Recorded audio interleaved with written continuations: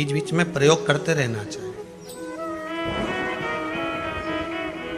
बाबा से निवेदन करते रहो। ये जरूरी नहीं कि आप रोज ये चढ़ाओगे तो ही, हाँ जब आपको लग रहा है कि अब मेरा दुख। श्री शिवाय नमस्तुभ्यम भक्तों, जय शिव शंकर। भगवान भोलेनाथ के शिवलिंग पर हम लोग जल अर्पित करते हैं, जल चढ़ाते हैं, क्योंकि जल चढ़ाने का बहुत सारा लाभ हमें प्राप्त होता है। लेकिन जो भी हमारे जीवन में समस्याएं हैं, चाहे वो मनोकामना पूर्ति को लेकर हो या फिर रोग से मुक्ति को लेकर हो, लक्ष्मी प्राप्ति को लेकर हो, कहीं ना कहीं उन तमाम तरह की समस्याओं का हल एक उसी लोटा जल में छुपा हुआ है। बस ज़रूरत है तो हमें उसमें कुछ ऐसी चीज़ों को डालने की, डालकर चढ़ाने की, लेकिन हमें उसकी जानकारी नहीं होती है कि आखिर कौन से समस्या के लिए कौन सी चीज़ चढ़ाएं। तो उसी चीज़ को लेकर आज के इस वीडियो में पंडित प्रदीप जी मिश्रा स्वयं आपको बताएंगे कि कौन सी समस्या के लिए कौन सी चीज़ जल में मिलाकर भगवान भोलेनाथ के शिवलिंग पर चढ़ानी चाहिए। आज के इस वीडियो के माध्यम से पंडित प्रदीप जी मिश्रा स्वयं बता रहे हैं कि किस समस्या के लिए कौन सी चीज़ों को चढ़ानी चाहिए। यानी जैसी भी आपकी समस्याएं हैं, उन तमाम समस्याओं के लिए उन्होंने अलग अलग चीज़ों का बखान किया है, वर्णन किया है इस वीडियो में। इसीलिए आप इस वीडियो को पूरा देखें, तभी आप हर एक चीज़ को अच्छे से समझ पाएंगे, एक एक चीज़ को अच्छे से कर पाएंगे। तो चलिए बिना देरी किए हम आज की इस पावन कथा को शुरू करते हैं और समस्त उपायों को जानते हैं गुरुदेव के ही मुख से। संग दो भी उसको जो इसके कार्य, शेरनी का दूध तांबा, पीतल, एल्युमिनियम, स्टील में नहीं रखा था, स्वर्ण के पात्र में रखा था। शेरनी के दूध को अगर सोने के पात्र के सिवाय काय में भी रखोगे बेकार हो जाएगा। स्वर्ण पात्र में शेरनी का दूध अगर रखा रहेगा तो अच्छा रहेगा। उसी तरह सत्संग, भजन, कीर्तन, स्मरण, भगवान की भक्ति अच्छे पात्र में होगी तो वो संचित रहेगी। गलत के पास पहुंच गई तो वो जीवन भर बेकार ही रहेगी, उसकी कोई महत्वता ही नहीं, उसकी कोई मूलता ही नहीं।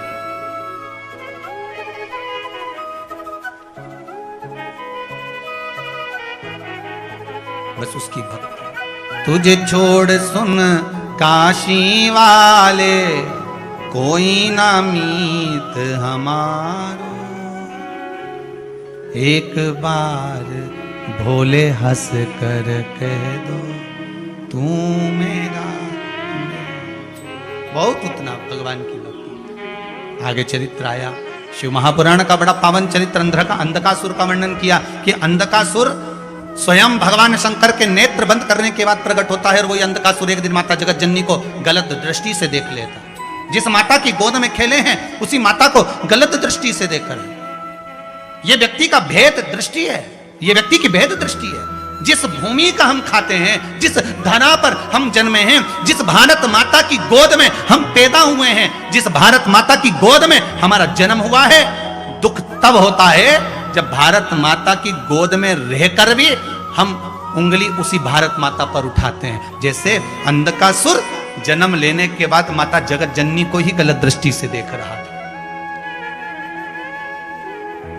दृष्टि गलत। भगवान शंकर ने काल भैरव को बुलाया, काल भैरव को बुलाकर अंधकासुर के प्राणों को हर लिया। अंधकासुर मर गए, प्राण छूट गए। फिर आगे जो चरित्र आया वो हिरण्यकशिपु का आया, पर इसमें एक बड़ा सुंदर चरित्र गर्ग संहिता के अंतर्गत आता है, गिरिराज खंड के अंतर्गत, कि पुलस्त बाबा देवऋषि नारद को जो कथा श्रवण कराए थे वामन पुराण, और उसके बाद में पुलस्त बाबा जो भक्ति में डूबे थे। शिव महापुराण की कथा कहती है जैसे अंधकासुर को जब काल भैरव मार रहे थे, अंधकासुर को जब काल भैरव ने अंधकासुर के केश को पकड़ा था, खींचा था, तो अंधकासुर चीख कर बोला था कि मेरी गति ऐसी क्यों बिगाड़ी जा रही है। तो उसका वर्णन काल भैरव करते हैं कि तेरे भीतर जो अहंकार समाया था वह अहंकार तुझे मार रहा, दूसरा कोई नहीं मार रहा, अहंकार व्यक्ति को समाप्त कर देता।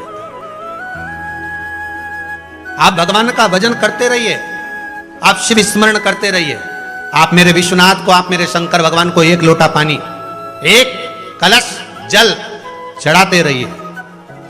हां, बीच बीच में अगर ज्यादा तकलीफ आए तो चंदन, लाल चंदन उसमें डालकर चढ़ाओ। लक्ष्मी की कमी आए कमलगट्टा डालकर चढ़ाओ। रोग ज्यादा घेर रहा हो तो काली तिल चढ़ाकर चढ़ाओ। और ज्यादा तकलीफ बीच में आ रही हो तो शमी पत्र चढ़ाने के बाद फिर जल चढ़ाओ।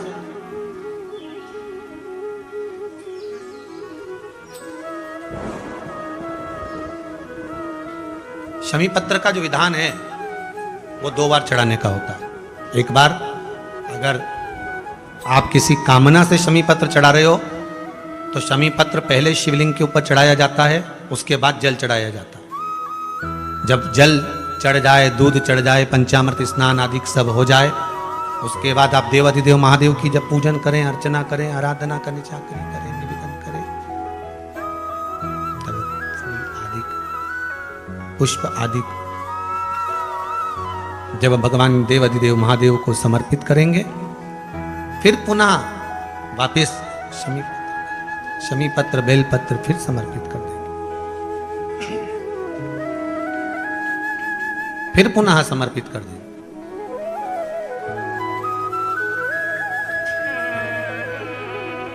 कभी शमी पत्र चढ़ाकर आप जल चढ़ा दो, कभी बेलपत्र चढ़ाने के बाद जल चढ़ा दो। बीच बीच में प्रयोग करते रहना चाहिए, बाबा से निवेदन करते रहो। ये जरूरी नहीं कि आप रोज ये चढ़ाओगे तो हाँ, जब आपको लग रहा है कि अब मेरा दुकान ठीक नहीं चल रही तो कमलगट्टे का पानी भगवान शिव को समर्पित कर दो।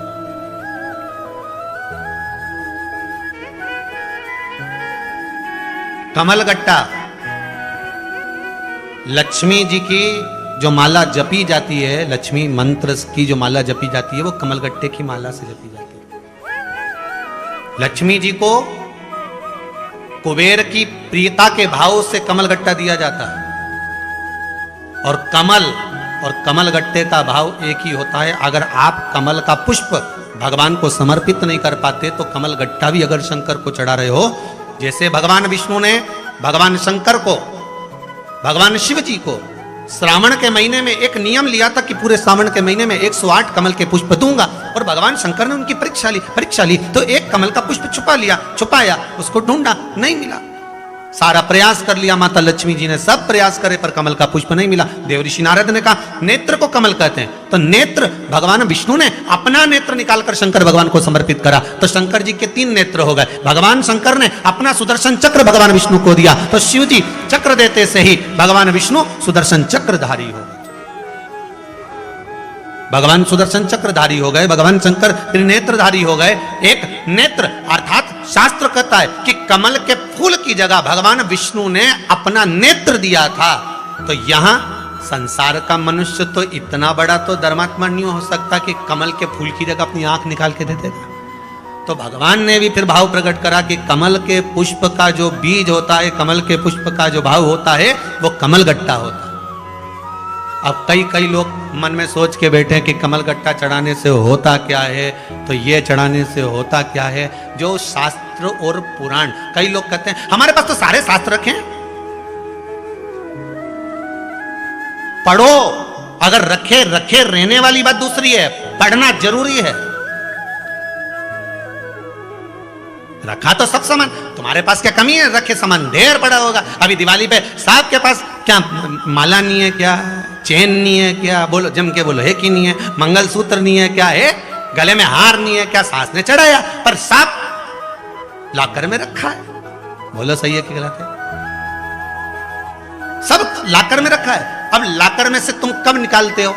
जम के बोलो जरा, जब कहीं कोई कार्यक्रम हो, कोई शादी ब्याह हो, कोई फंक्शन हो, कोई धार्मिक आयोजन हो, तो लाकर में से खोल के लाए और उसमें से तुमने रकम निकाली और पहन ली। उसी तरह यहाँ शिव महापुराण की कथा कहती है, पुराण हमारे पास भी रखे, शास्त्र हमारे पास भी रखे। दुनिया भर के लोग कहते हैं हमारे पास पुराण रखे, शास्त्र रखे, ये रखा वो रखा, पर उसका उपयोग तो करो। तुमने तो रखे, लाकर के अंदर सारी रकम रख दी और मालूम पड़े उपयोग ही नहीं करा, और मालूम पड़े एक बार जो रखी आई कौन जाए निकालने, फिर मन में आया निकाल लाऊं तो रखने की आदत, और मालूम पड़े वो रखे ही रखे और इतने में डोकरी निपटी गई तो वो तो रखा कि रखा। शास्त्र और पुराण ये कभी नहीं कहते कि तुम मुझे घर में लाके केवल रख लो। शास्त्र पुराण तो यहां तक कहते हैं कि घर में लेकर आए हो तो मेरा अध्ययन करो, पढ़ो, एक एक लाइन को, एक एक शब्द को, और समझना, पढ़ना, ज्ञान अर्जन करना, उसको प्राप्त करना ज्ञान को, और फिर उसको प्राप्त करने के बाद फिर जनमानस तक लेकर।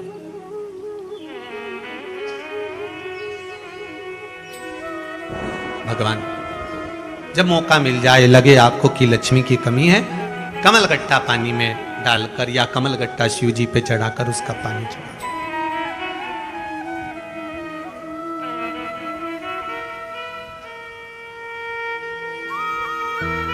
फिर निवेदन करेंगे, बच्चे अगर कोई एग्जाम देने बैठ रहे हैं,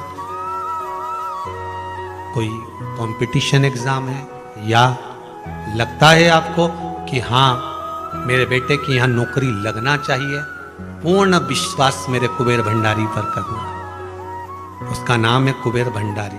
भंडार भरे बिगर तो छोड़ता ही नहीं है। इतने पत्र हैं, कुछ ही पत्र ऐसे होंगे जिसमें प्रश्न होंगे, बाकी के पत्र पढ़े तो नहीं है, पढ़ेंगे जब क्या तो।